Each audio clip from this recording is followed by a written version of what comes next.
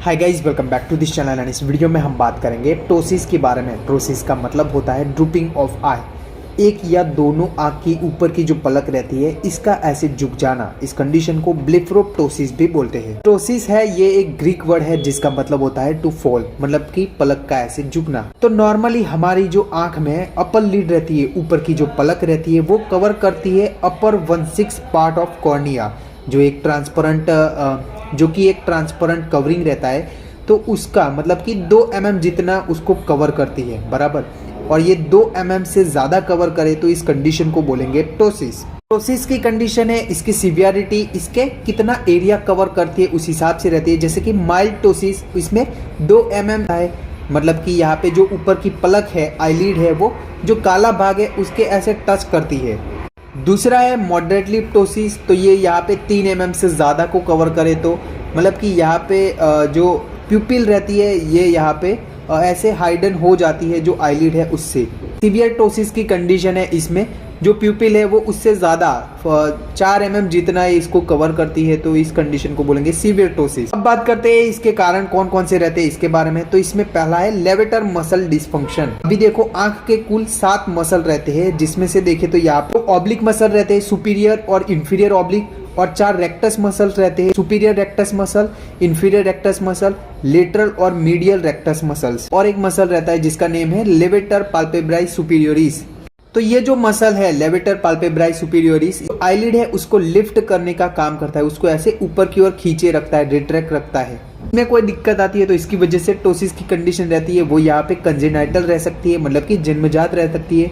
और myasthenia gravis की condition, जिसमें माया मतलब कि मसल, एस्थेनिया मतलब कि वीकनेस, और ग्रेविस मतलब कि सीवियर मसल वीकनेस। यहाँ पे लेवेटर पाल्पेब्राई सुपीरियोरिस एक मसल है, एक मांसपेशी है, तो इसमें वीकनेस आने की वजह से भी यहाँ पे टोसिस की कंडीशन रह सकती है। आगे यहाँ पे एक्स्ट्रा ऑरिकुलर मसल डिसीज, जहाँ पे क्रेनियल नर्व, तीसरे नंबर की जो क्रेनियल नर्व रहती है उसकी पैरालिसिस की कंडीशन है। हमारे शरीर में 12 क्रेनियल नसें रहती है, दिमाग की जो मैसेज पहुंचाने वाली नसें रहती है। तो इसमें देखे तो हमने आगे बोला 7 मसल रहते हैं, इसमें से जो लेटरल रेक्टस मसल से इसको सप्लाई करती है, जो 6वें नंबर की क्रेनियल नर्व, एब्डुसेंस नर्व, और यहाँ पे जो सुपीरियर ऑब्लिक मसल रहता है इसको सप्लाई करती है 4वें नंबर की क्रेनियल नर्व, जिसका नाम है ट्रोक्लियर नर्व, और बाकी की जितनी भी है उनको सप्लाई करती है ऑक्यूलोमोटर नर्व, तीसरे नंबर की क्रेनियल नर्व।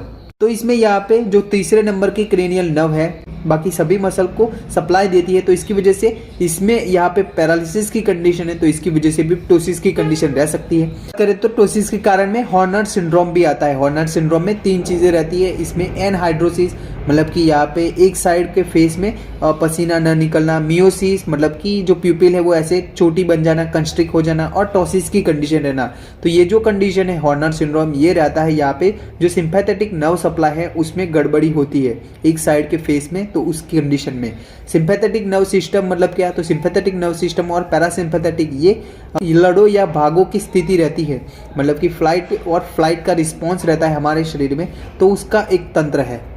आगे टोसिस के कारण में है एपोन्यूरोसिस डिफेक्ट। एपोन्यूरोसिस क्या रहता है, तो एपोन्यूरोसिस है ये ऐसे फ्लैटन टेंडन है, फाइब्रस टिश्यूज जो कनेक्टिव टिश्यूज रहती है हमारे शरीर की उसका एक भाग है, पट्टा है, ऐसे बैंड है। तो जो टेंडन रहता है ये क्या करता है, तो ये मांसपेशी को हड्डी के साथ में जोड़ने का काम करता है, तो वैसे ही एपोन्यूरोसिस है, बराबर, ऐसे समझ ले आप। एपोन्यूरोसिस मतलब कि मांसपेशी को हड्डी के साथ जोड़ने वाला भाग, ऐसे समझ ले। तो इसमें डिफेक्ट आने की वजह से ये यहाँ पे एजिंग रिलेटेड भी रह सकता है, जैसे एज बढ़ेगी तो वो जो मसल है वो ऐसे लूज होगा, और उसकी वजह से यहाँ पे जो एपोन्यूरोसिस है ये भी लूज होगा, और उसकी वजह से भी रह सकता है। और पोस्ट ट्रॉमेटिक टोसिस भी रह सकता है, मतलब कि मांसपेशी का ऐसे खींच जाना और ऐसे सेपरेट हो जाना आईलिड से, तो इसकी वजह से भी टोसिस रह सकता है। आगे है यहाँ पे रीजनल न्यूरोमस्कुलर डिसीज। तो इसमें पहला है मायोटोनिक डिस्ट्रॉफी। डिस्ट्रॉफी की कंडीशन है, इसमें क्या रहता है, डिस्ट्रॉफी मतलब कि यहाँ पे जो मांसपेशी रहती है उसका ये वीकनेस की कंडीशन है, प्रोग्रेसिव मसल वीकनेस और वेस्टिंग रहता है उसका, ऐसे मांसपेशी ऐसे सिकुड़ सकती है।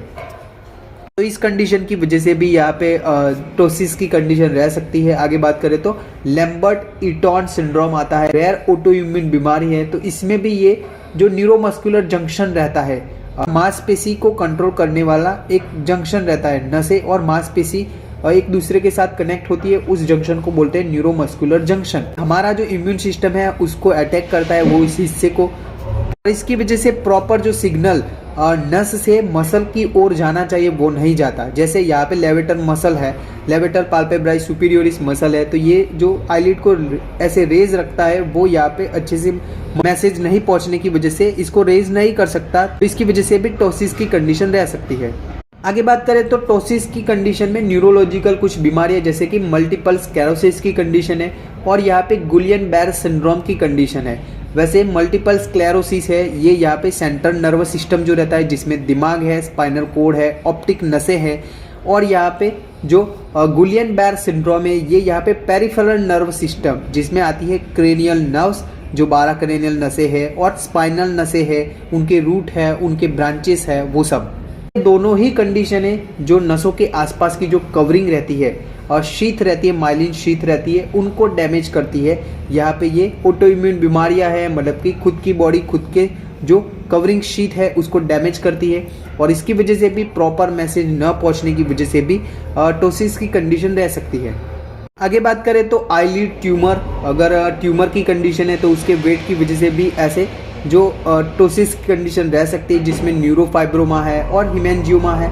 आगे बात करें तो सिस्टेमिक डिसीज है जिसमें डायबिटीज मेलाइटस है, सिस्टेमिक ल्यूपस इरिथमेटस की कंडीशन है, एसएलई की कंडीशन है, और यहाँ पे स्यूडोप्टोसिस की कंडीशन मतलब कि ऐसे दिखावे करती टोसिस की कंडीशन जहाँ पे डर्मेटोकैलेसिस है, excess skin in upper and lower eyelid, जो ऊपर की और नीचे की जो पलके है उसके ऊपर ज्यादा चमड़ी है तो उसकी वजह से ऐसा लगता है कि टोसिस की कंडीशन है। और एनोप्थेल्मस की कंडीशन, एनोप्थेल्मस मतलब कि sunken आई, sunken आई मतलब क्या, तो इसमें आईबॉल जो है वो ऐसे छोटा दिखने को मिलता है। एजिंग की वजह से भी रह सकता है, मतलब कि एजिंग की वजह से आंखें अंदर की ओर चली जाना और इसकी वजह से भी टोसिस की कंडीशन देखने को मिल सकती है। तो ये था यहाँ पे टोसिस की कंडीशन, ड्रूपिंग ऑफ आई की कंडीशन। आई होप आपको इस वीडियो से कुछ जानने को मिला होगा। धन्यवाद।